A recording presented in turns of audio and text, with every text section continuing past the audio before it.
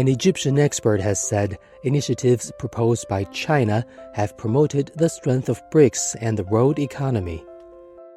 فالصين وهي بتخلق مثل هذه التجمعات زي تجمع البريكس، وهي طرف مؤثر وأساسي ورئيسي فيه، بجانب الحزام والطريق، بجانب طريق الحرير، بجانب غيره من مثل هذه الأمور، هي تعزز من قوتها، تعزز التنمية والاستقرار في العالم، نعم، وتعزز من قوة ووتيرة الاقتصاد.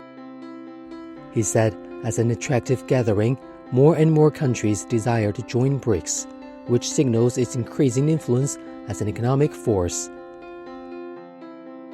فهو هنا بيبقى في طموح من كثير جدا من الدول للانضمام اليه. هو التجمع في حد ذاته احنا اتفقنا ان هو قوة اقتصادية مؤثرة. التجمع من الممكن ان هو يخلق قروض بشروط ميسرة، باعتبار انك انت هتدي الدول اللي داخل التجمع. عشان كده هناك بنك البريكس اللي وجد داخل هذا التجمع، فبتتكلم بقى في تنمية، بتتكلم في قواعد اقتصادية واستثمارية، بتتكلم في تبادل تجاري.